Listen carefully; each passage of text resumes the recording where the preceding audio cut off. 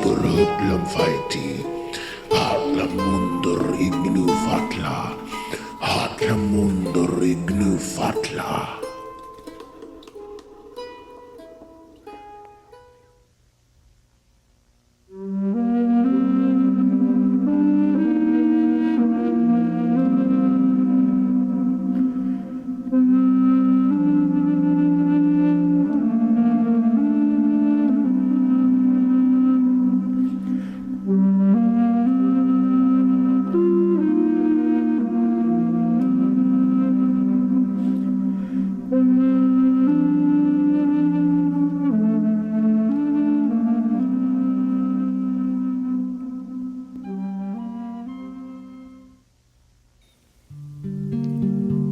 There once was a man in Iceland named Þórr, who lived in the fjord west of Hallsteinsnes.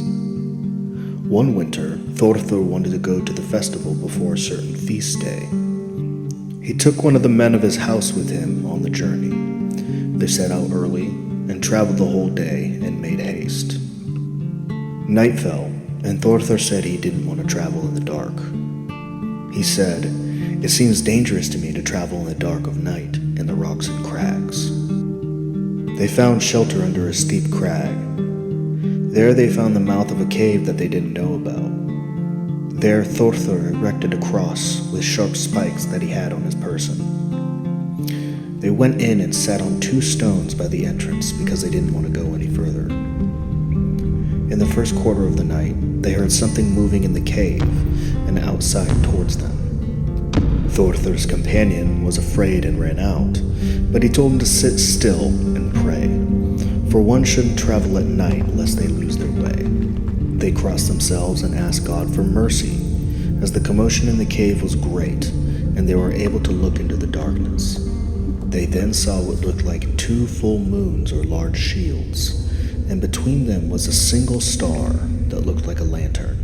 They realized that these were 2 great eyes in the darkness, and the one who bore these eyes was of no small size. Then they heard a harsh and terrifying voice which said the following.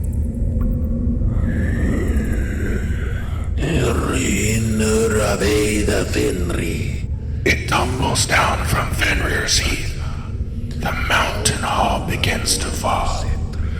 There will be no peace in the storm seas of the old jötunn. There is a crash as the frost chief walks over the steep cliffs. Hallmund steps high over the roar of the mountains. Over the roar of the mountains. The dark fire goes forth before the powerful one breaks the mounds of earth. It roars around the dark and gold threads wounder.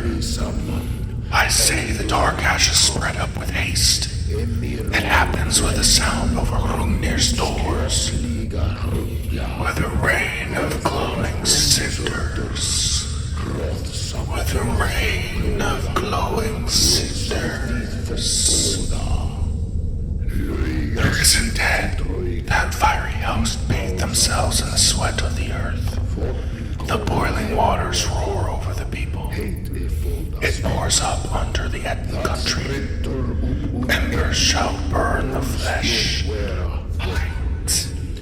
There are warriors clad in light. There are warriors clad in. The rocks and crags spray from the mountain ridge. The altar of the battle fortress stirs, and many men shall die. The hall of Thun roars around. I walk over the wound. The roar of pain strengthened. There is a great screeching everywhere. There is a great screeching everywhere. It howls in the rocks, the necks of the 3 ships, which are seen out there. Then the glaciers burn, though mines great and tall. Then the murder trees in the land of snow, that which is forever standing, will soon know a far greater wonder. Will soon know a far greater wonder. The dark rocks burst out.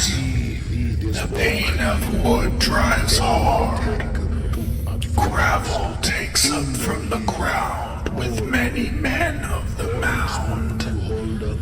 The sky cracks. There will be much rain. The rain darkens before the world is slaked. Darkens before the world is slaked. I step from mountain to mountain. I journey from dawn till dusk. I head north, further north, down to the third world. Carrying an axe, seeing terrors, I battled with the mountain ward, the dark one who fears my coming, the enemy in the storm waves, the enemy in the storm waves. I was in the dark world. I thought to test their strength. We used great works under the boiling bed. I shall come with screeching, exuding poisonous storms of my heat, to make war against the wolf tree, to make war against the wolf tree. From murder they carried me from death, the eagle-wise shall hope, from beyond Hrimnir's kind, the frost-bearded waves.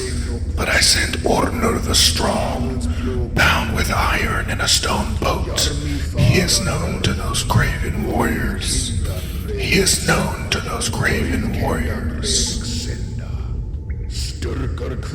Thor the strong wields ill fate to those who sail forth. They say that only ill may come from quarreling with him. He is filled as the glaciers burn. The lineage of the earth has diminished.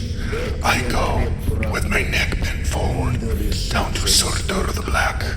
Oh people, sweat into the hot fire, sweat into the hot fire. Falling like white snow between the worlds, much has become dark. The earth bursts. Thor, I say, travels alone there. It is wounding to look under the broad brow of the mountain elf. Great grief wherever I fare. Great grief wherever I fare. I dwell in the lava fields. Heroes have seldom sought me here. I was never skilled at entertaining guests. Learn these verses, warriors, otherwise your punishment will be great. Now empty is the well of Ornur. Now empty is the well of Ornur.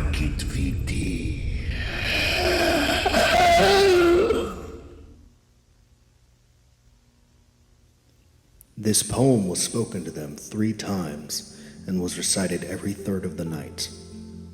And they always saw the moons when it was recited, but when it was silent, it was black as pitch. When the poem was finished for the 3rd time, they went out of the cave, seeing the light of day. But before they left, Þórr put his foot on the cross he carved at the entrance of the cave. When they finally got to the church, the mass was over. On their way home, they looked for the cave, but it was nowhere to be found.